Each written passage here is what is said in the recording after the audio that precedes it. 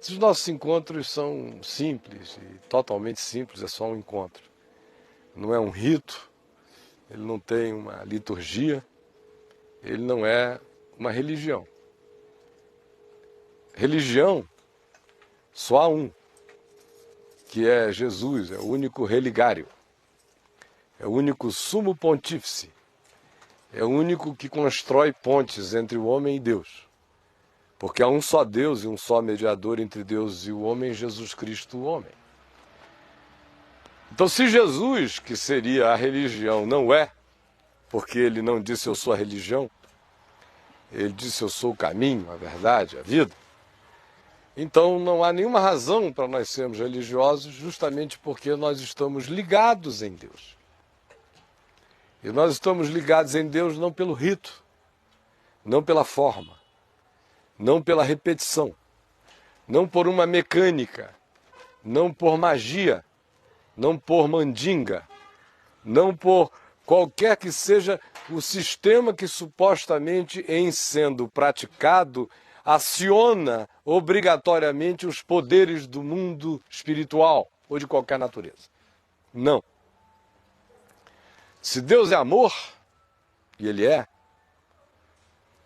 não existe mandinga, não existe sistema, não existe matemática, não existe nenhum diagrama, não existe coisa alguma, porque se Deus é amor, só vale o encontro, só vale o amor, só vale a entrega, só vale a fé, só vale a confiança, só vale a sinceridade. Se eu pudesse usar essa palavra, convertendo-a numa palavra boa, a palavra magia, eu diria, fugindo e desarraigando-a das suas raízes, que não dizem o que eu vou fazê-la dizer agora, eu diria que a verdadeira magia, de fato, nessa coisa toda, é simplesmente o encontro no amor de Deus. Aí explode tudo dentro da gente. Aí você descobre aquilo que o profeta Isaías disse. Estando vós ainda falando, ele já dirá, eis-me aqui. Vocês não vão nem começar a orar, e ele vai dizer, estou presente. Ele vai ser, adiante de vocês, o tropel, atrás de vocês a glória, sobre vocês o teto impenetrável. E aí, a gente começa a entrar naquele ambiente definido, imutável, de uma comunhão com Deus, que se baseia exclusivamente na fé e na confiança, sabendo que Deus é Espírito. Importa que os seus adoradores o adorem em espírito e em verdade, sabendo que Deus é amor, e por isso sabendo que a obediência ao mandamento de Deus é amor. Não tem nada misterioso acerca disso. Está dito. Poderíamos ir embora para casa. Este é o Evangelho. Quem conseguir discernir a simplicidade esmagadora dessas palavras e colocar em prática a simplicidade dessas declarações, não tem mais nada a perguntar a ninguém, tem apenas vida para viver. A questão é que não só nós demoramos para sempre para entender, como também, uma vez entendido, nós, em geral, demoramos mais tempo ainda para nos dispormos a praticar. E quando nos dispomos a praticar, em geral, elegemos alguns álibis ainda para atrasar a prática, perguntando-nos qual é a doutrina certa acerca disso. Quem diz a palavra verdadeira sobre isso? E aí a gente começa a deixar a simplicidade do que Jesus disse, sem necessidade de grandes interpretações. E enveredarmos-nos por um labirinto absolutamente pernicioso e perverso de dúvidas religiosas, de doutrinas sem fim, de perquirições malignas, apenas para atrasarmos a simplicidade das decisões óbvias. Que a verdade é simples, como o amor é simples.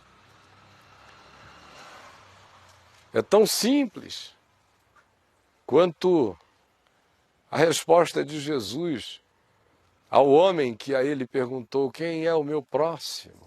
Para de novo afastar-se da questão verdadeira da prática do amor. Quem é o meu próximo? Aí Jesus disse: decide quem é. Tem um homem sacerdote passando por um caminho entre Jerusalém e Jericó. Viu um homem que havia caído, sido assaltado, roubado, destruído, estava lá todo quebrado e abandonado. Olhou, ponderou, viu as suas obrigações, fez as suas contas, as suas próprias racionalizações e passou adiante. Era um sacerdote. Atrás dele vinha um coroinha de sacerdote, vinha um sacristão de sacerdote, vinha um aspirante a sacerdote, vinha um seminarista, vinha qualquer coisa, vinha um crente com ambição de se tornar ministro de louvor, por assim dizer, para trazer isso para agora. Aí o cara olhou e disse: se o apóstolo passou e não fez nada, eu sigo nos passos do apóstolo, e seguiu e nada fez. E aí chegou um samaritano, que era equivalente para o ódio judaico da época, em relação aos samaritanos, a uma mãe de santo, por uma profetisa pentecostal.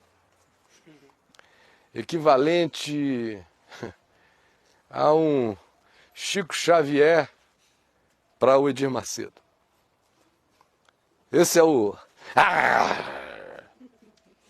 que reina. Sem falar que 19 anos antes, desculpa, quando Jesus tinha 19 anos, e agora ele está contando isso próximo de 33, 12 anos antes, 13 anos antes, ele tinha acontecido em Israel um fato chocante. Um samaritano louco, surtado, tinha invadido o templo de Jerusalém e jogado ossos humanos lá dentro, cometendo um sacrilégio para os judeus. De modo que o ódio tinha crescido tanto em Israel em relação aos samaritanos, que já era um ódio de 4 séculos e meio, tinha aumentado e se exacerbado, se avivado. Tinha havido um avivamento religioso em Israel por causa dos ossos que o samaritano jogou no Santo dos Santos, como um bom avivamento religioso. Quase sempre acontece por divisão, ódio e raiva. Aí, todo mundo assim, de a tal ponto que às 6 horas da tarde,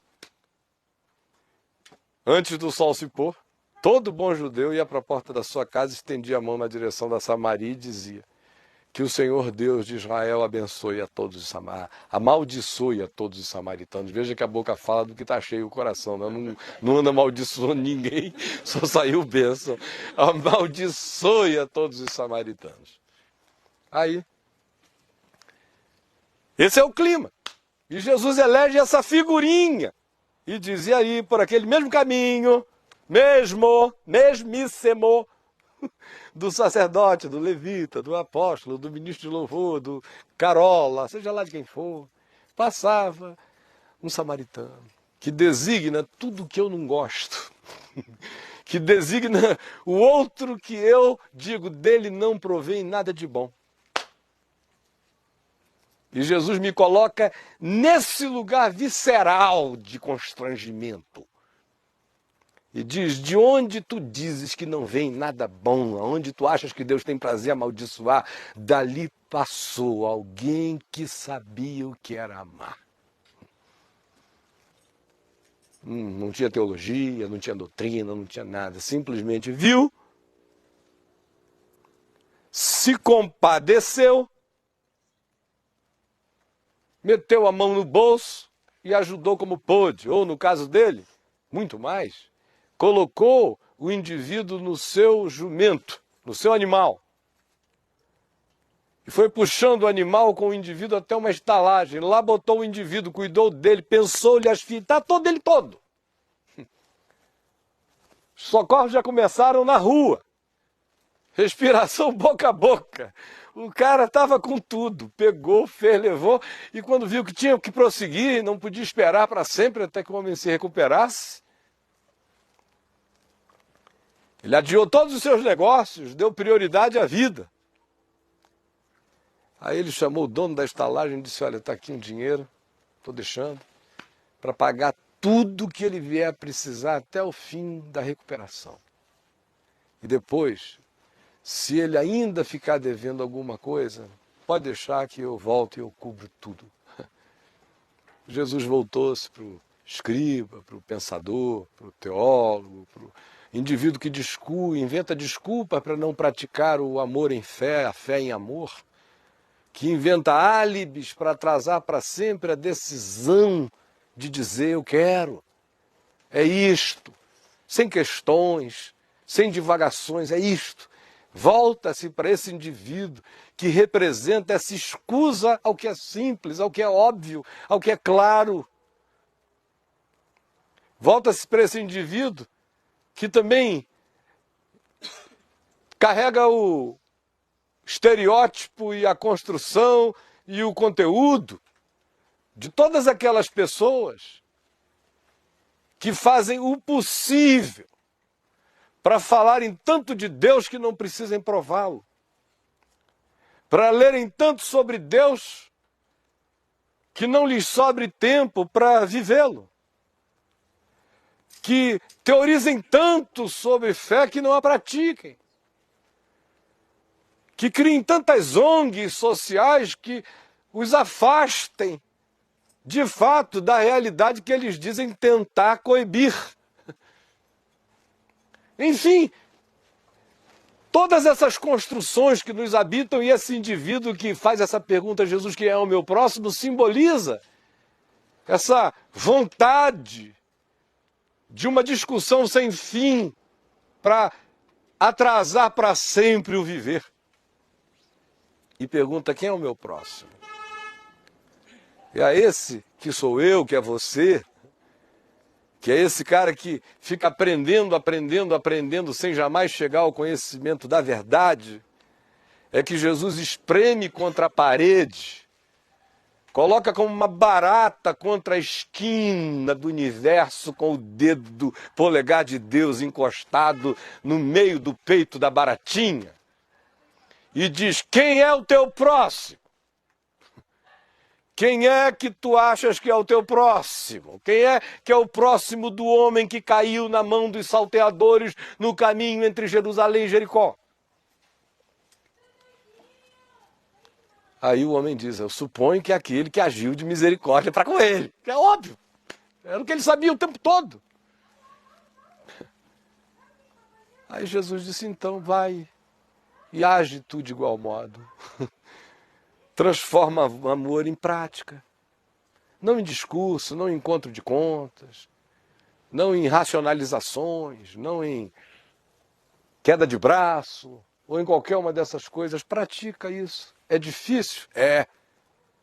Porque a nossa natureza é perversa, é egoísta, é mesquinha, é hedônica, é autogratificante o tempo todo, é preguiçosa, é indisposta ao bem, é omissa, é extremamente escorregadia, é fantasiosa, ama aquilo que faz a pessoa sentir psicologicamente um alívio por aquilo que lhe possa ser uma dor, ou uma preocupação, ou um constrangimento, seja lá o que for, mas que não produz de fato solução nenhuma. São só paliativos na subjetividade. Vocês estão ouvindo o que eu estou falando? O que eu estou falando é verdade. Não é minha. Ela me esmaga. Ela me lacera. Ela me arrebenta há muitos anos. Mas ela me liberta. Ela me melhora. Até quando chocado com ela, eu estive bem piorado, ela me melhorou imensamente depois. O Evangelho é assim. Não nos permite perguntar o que fora de nós. Não nos permite perguntar quem além de nós.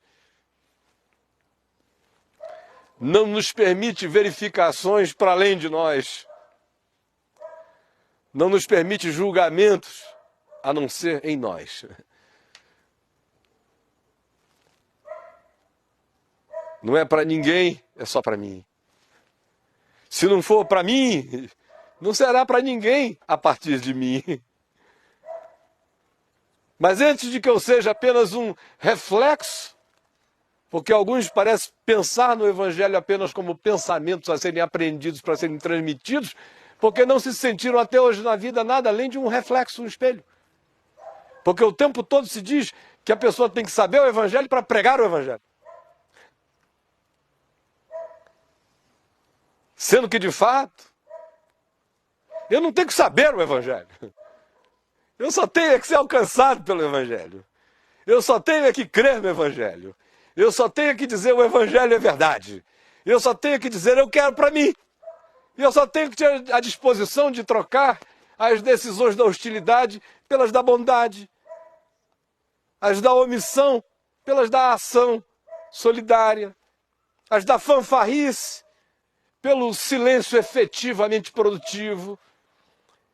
A da falastronice pela decisão do toque, do fazer, do realizar.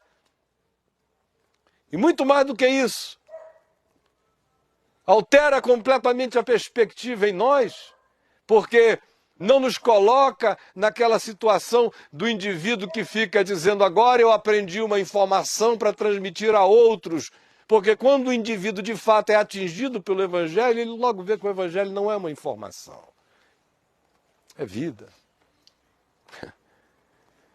Tem nada a ver com a sua inteligência, com o seu QI, nem com o seu QE. Pode ser que o coeficiente de inteligência emocional seja maravilhoso, o Evangelho entre na sua vida e você surte por um tempo.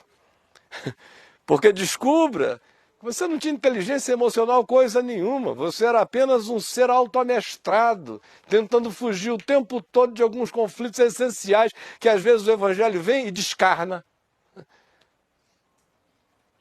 Você também descobre que você pode ser capaz de entrar nas sofisticações mais profundas do mundo subatômico e quântico e não ter o discernimento espiritual de perceber a diferença entre a prática do amor e a prática da indiferença, por exemplo.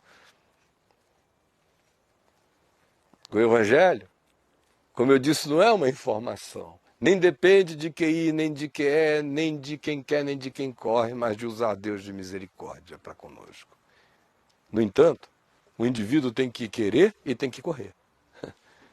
Não depende de quem quer nem de quem corre. Mas o cara está correndo e está querendo. Esse é o espírito. Eu tenho que ter a disposição de querer e decidir pôr-me a caminho. Desse texto de Paulo que eu acabei de citar, porque não depende de quem quer nem de quem corre, mas de usar Deus de misericórdia para conosco, a partir dele há muita gente se escondendo para sempre, dizendo não depende de quem quer nem de quem corre. E por isso eu não saio do lugar, eu vou ficar por aqui mesmo. Se Deus quiser, Deus leva a vida, leva a vida, fica lá. Se Deus quiser, ele me pega, ele me leva, ele me joga lá, ele não sei o quê, o cara não vai a lugar nenhum. Esquecido de que esse texto de Paulo inicia dizendo, desenvolvei a vossa salvação com temor e tremor, pois Deus é quem efetua em vós tanto o querer como o realizar. Então a disposição, que milagrosamente é dom de Deus em mim, no entanto precisa ser vivida, praticada por mim como uma decisão minha, porque a decisão é minha. Ainda que seja Deus energizando o meu desejo, mas ele diz, não compete você saber aonde é que eu entro, aonde é que você está, ou se eu estou no processo inteiro e você faz parte dele, não interessa. Se você diz eu, então decida. Se tem ego aí, para tudo que é ruim, tem que ter ego aí para o que é bom. Tem que haver a vontade de que esse eu seja tão forte que morra, que se entregue, porque somente um eu completamente fortalecido não tem medo de morrer. Eu fraco quer se agarrar a tudo que for qualquer coisa. E nunca encontra o evangelho, porque o evangelho só se implanta em nós quando a gente morre. Aí você diz, pelo amor de Deus, o que é que eu vim fazer aqui? Que boa nova é essa que só acontece em mim depois que eu morro? Você não percebeu ainda que o que você chama vida é a sua morte? E o que você chama de morte é o que é vida? Você diz, eu não estou vivo, se não exercer o direito de largar o pau na cara de alguém que tenha dado um chute na sua canela. Não é? Senão eu não estou vivo, está pensando o quê? Que eu tenho sangue de barata? Eu tenho a minha dignidade. Paf! Aí a morte vai agraçando. Está pensando o quê? Jesus convidou você para a vida, mas aos nossos ouvidos, esse convite de Jesus soa como morte enquanto a gente está morto. É só depois que a gente é ressuscitado na vida em nós mesmos, pelo Espírito Santo, pela fé no Evangelho, é que a gente descobre que o que morreu em nós foi aquela natureza terrena que vai morrendo e vai nascendo na simplicidade desse chãozinho das coisas, do amor de Deus, das práticas singelas, da bondade pequena, que não fica dizendo, ai meu Deus, se eu tivesse o dinheiro do Bill Gates eu salvaria metade do mundo. Que é só para não fazer nada, é só uma outra maneira de dizer quem é o meu próximo. Jesus não teve nenhum surto de grandeza, em nada. Foi por isso que ele disse que no dia do juízo, quando os homens forem separados, como são separados os cabritos das ovelhas, não se perguntará pelas grandes organizações que a gente fundou, pelos gestos majestosos que nós tenhamos feito, pela grandeza das causas que nós tenhamos promovido, pelos outdoors de bons pensamentos que a gente tenha colocado nas ruas, pelas placas de neon que a gente tenha ajudado a produzir para lembrar ao mundo o nome feito de J-E-S-U-S, que é o nome de algum Jesus em neon por aí, em neon por aí. Só isso. Não. Jesus disse que naquele dia, a pergunta é só se o amor teve a ação de um copo d'água, de um pedaço de pão, de uma vontade de ouvir, de uma disposição de ajudar, de uma prontidão pequena para socorrer, de um olho para perceber a calamidade, a pobreza, a infelicidade, ou a angústia, ou o pânico, ou a infeliz arrogância de quem quer que seja. Jesus disse que naquele dia, o que se vai perguntar é se a gente fez o estrangeiro se sentir mais estranho ainda do que já era.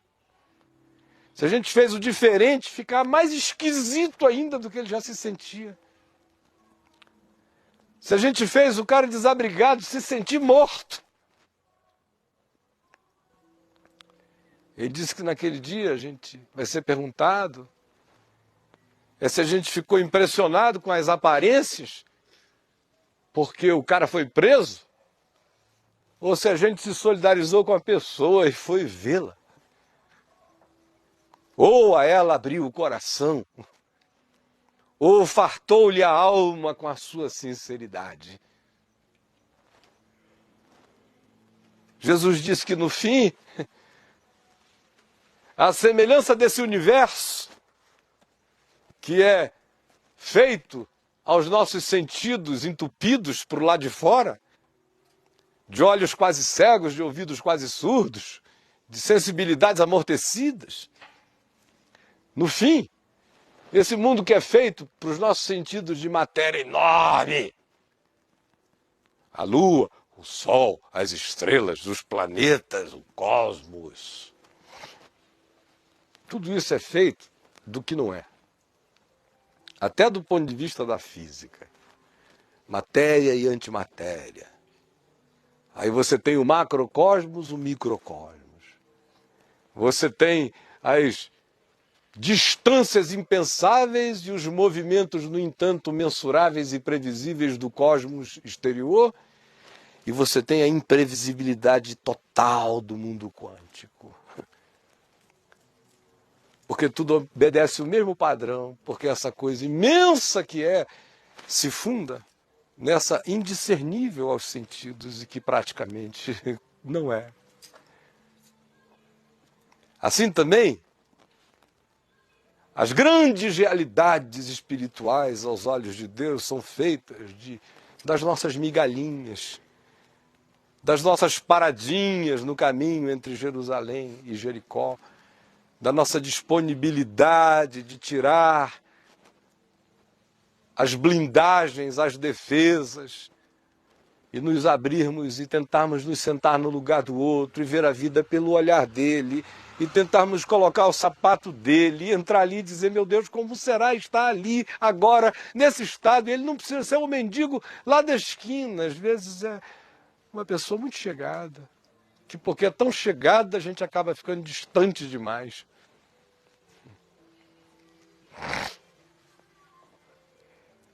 É dessas coisas que a vida é feita, é para essas coisas que o Evangelho se manifesta. Aí você diz assim, para que eu vim aqui hoje à noite? Para quê? Pensei que ele ia fazer alguma coisa. Nem a Bíblia o homem leu ainda. Eu vou ler a Bíblia agora. Vai terminar em 5 minutos. Tirou das terras de Tiro e foi por Sidom até ao mar da Galileia, através do território de Decápolis. Então lhe trouxeram um surdo e gago e lhe suplicaram que impusesse a mão sobre ele. Jesus, tirando da multidão à parte, pôs-lhe os dedos nos ouvidos e lhe tocou a língua com saliva. Depois, erguendo os olhos ao céu, suspirou e disse, Efatá, que quer dizer, abre-te. Abriram-se-lhe os ouvidos, e logo se lhe soltou o empecilho da língua, e falava desembaraçadamente. Mas lhes ordenou que a ninguém o dissessem. Contudo, quanto mais recomendava, tanto mais eles o divulgavam. Maravilhavam-se sobremaneira, dizendo, tudo ele tem feito esplendidamente bem, não somente faz ouvir os surdos, como falar os mudos. Tudo que eu disse até aqui, antes dessa leitura, era apenas para ver se nós estávamos de fato dispostos a ouvir. Esse texto que narra esse episódio de Jesus com esse homem que é gago e surdo, porque é surdo, é gago, mas provavelmente a surdez dele tenha sido posterior, porque se ele tivesse sido surdo de nascença, ele seria mudo. Então, para ser gago, é provável que a surdez tenha sido posterior na vida dele. E que ele tenha ficado gago por efeito da surdez, ou quem sabe, algo mais profundo o tivesse acometido, de modo que a gagueira também sintomatizasse algum outro problema, que talvez não fosse nem auditivo, mas fosse neural no homem, impossibilitando-o de fato processar, ouvir. Não necessariamente como uma impossibilidade de audição, uma surdez, desculpe, algo que se focasse no aparelho auditivo, mas às vezes no impedimento colocado mais profundamente no cérebro. Talvez em razão disso o homem falasse agora de modo atabalhoado e totalmente gago e embolado, porque algo estivesse se desconectado. Mas o fato é que ele não pode ouvir. E ele não consegue se comunicar direito. Porque quem não consegue ouvir, nunca consegue se comunicar. Isso é um fato físico e é um fato psicológico, social. As pessoas que de algum modo se fazem ouvir é porque ouvem, porque quem se faz ouvir é porque de algum modo diz o que outros, em ouvindo, identificam-se de modo a dizer: é isto aí que eu sinto também. E ninguém chega a essa conclusão sem troca, sem percepção, sem estar aberto para o outro. Ninguém. No entanto, este homem aqui descrito não pode se comunicar, porque ele não pode ouvir.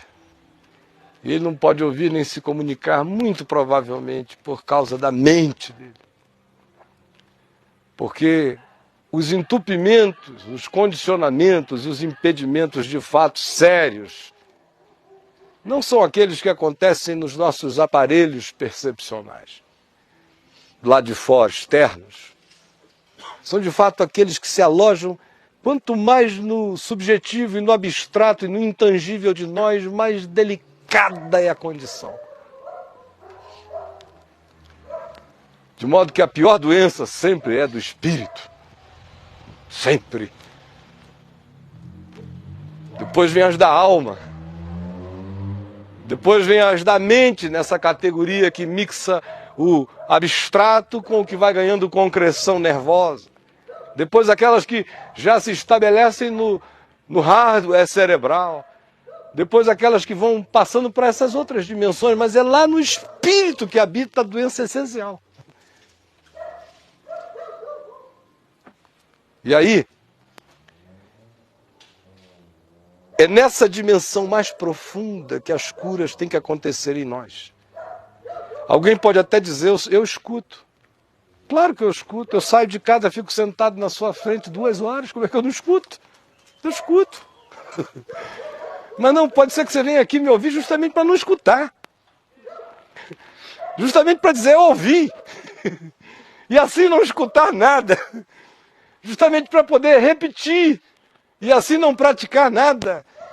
Justamente para dizer: eu compreendi. E assim não entender que ninguém compreende de fato sem praticar.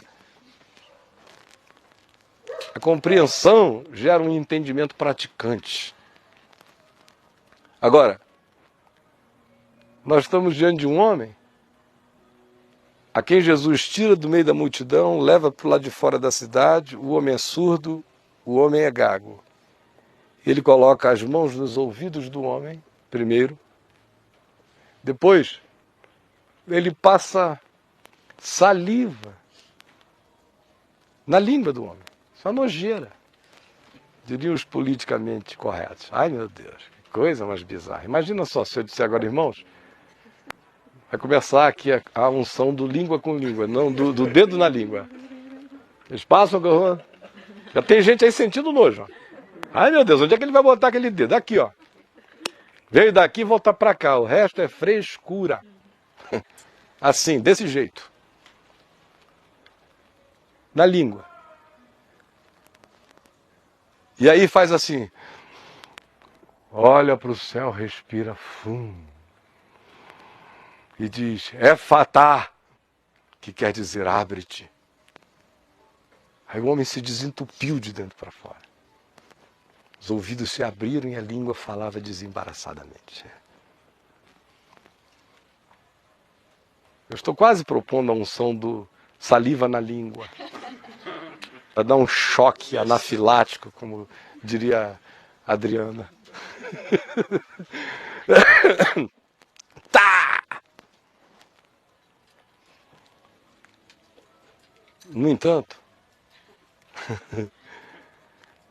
A única coisa que eu quero pedir a você é que você disponha-se a dar ouvidos ao que você já sabe, ao que você já ouviu. E ouviu tantas vezes antes de agora e ouviu agora de novo. A saber, que Deus é amor. Que aquele que ama é de Deus e procede de Deus. Que aquele que não ama não conhece a Deus, nem o viu. Que aquele que diz que conhece a Deus, mas odeia o seu irmão, é mentiroso, e o amor de Deus não habita nele. Que aquele que diz que ama o mundo, como o mundo é, com suas maldades, mentiras, direitos perversos e enganos, o amor do Pai não está nele. Que aquele que de fato ama a Deus, esse demonstra isso amando o seu irmão de modo claro, simples e prático. Que o amor não é uma discussão, não é uma conversa, não é uma reflexão. Que o amor só cabe nos passos da vida.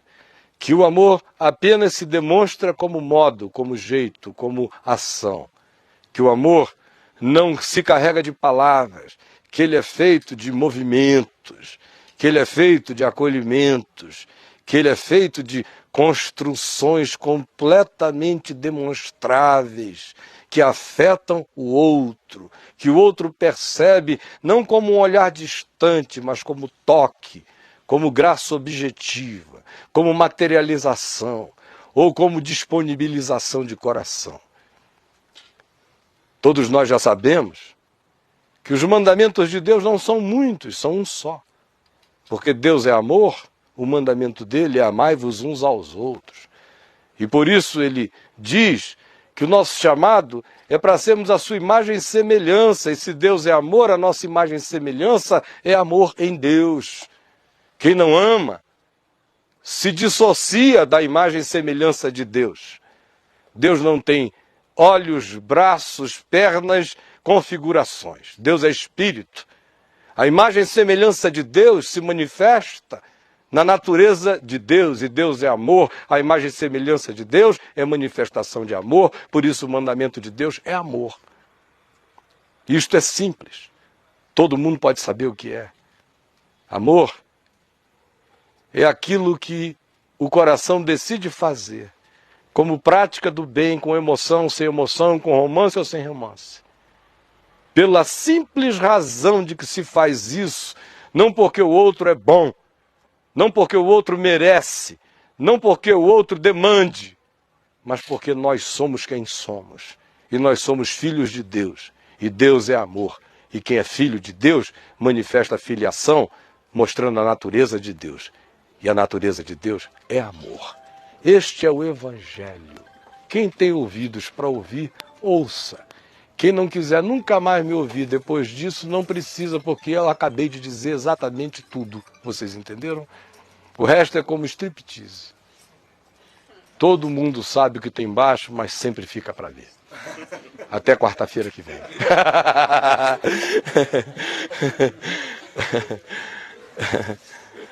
Olha só. Ninguém quer levantar. É?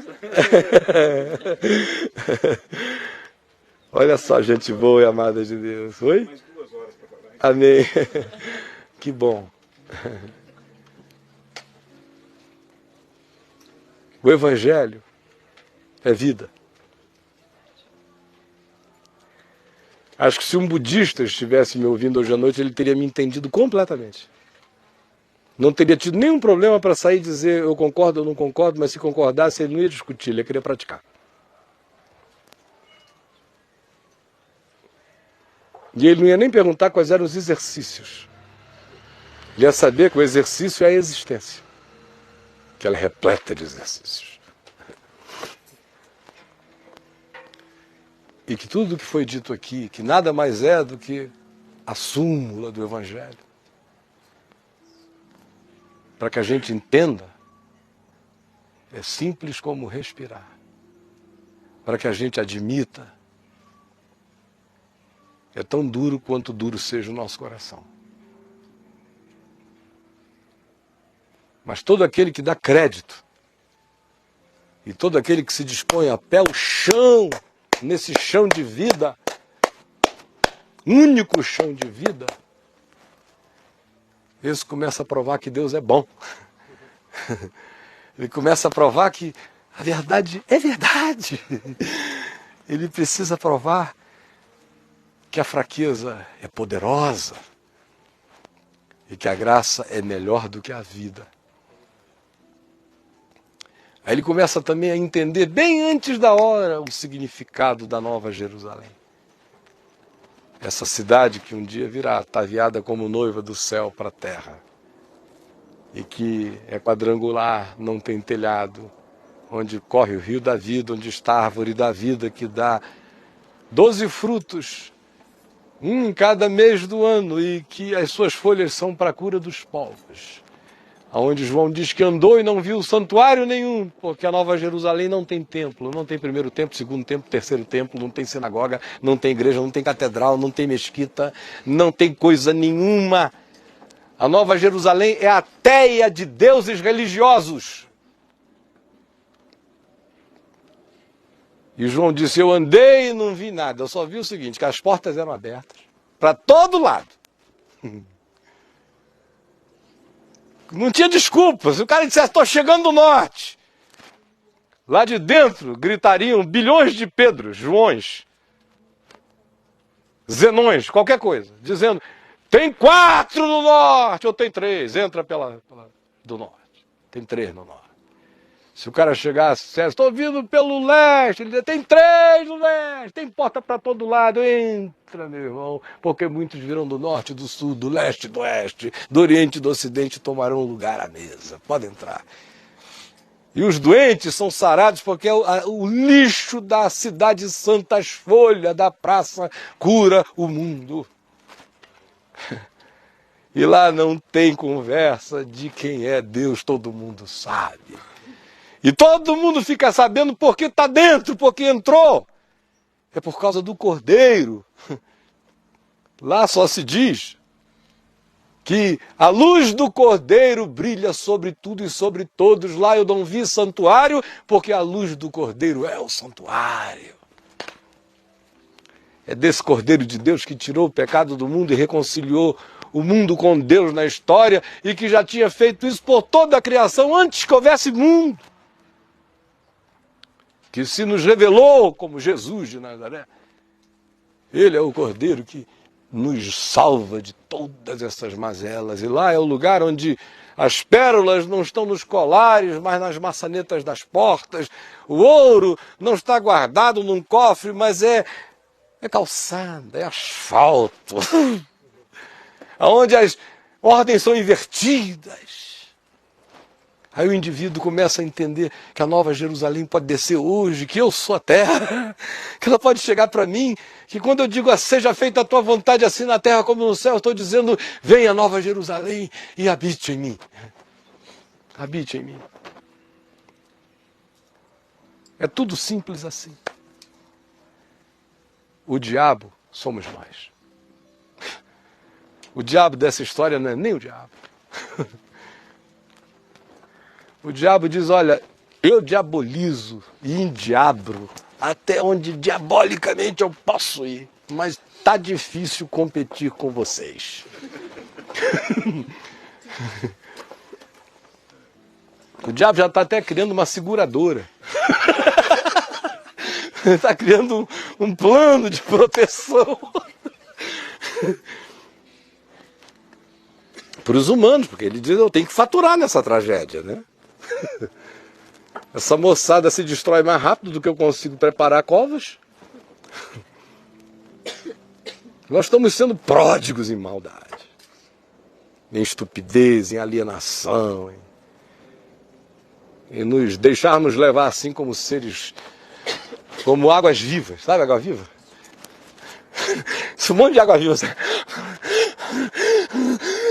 É correnteza e pulsão. Aí vai, água viva. Como é o teu nome?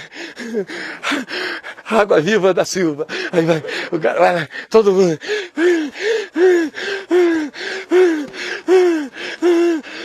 Água viva. Só água viva. Pare com isso, meu irmão.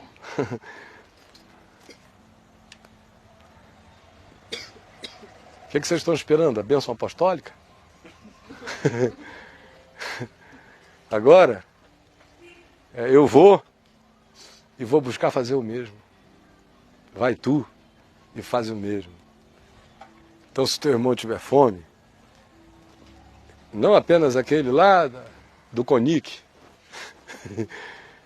mas esse teu irmão que dorme na tua cama, esse teu irmão marido, esse teu irmão mulher, está com fome de um carinho, de amor, de afirmação, de segurança, de proteção, de certeza a seu respeito, dá-lhe de comer.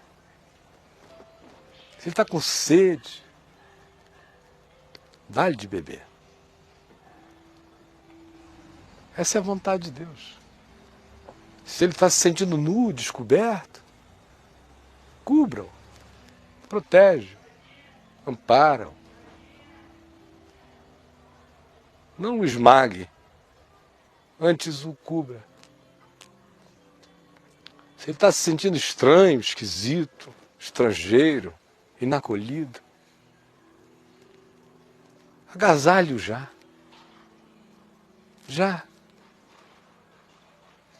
E se ele está sendo vitimado, injustiçado, não fique dizendo para ele para aprender com a situação. Abrace-o.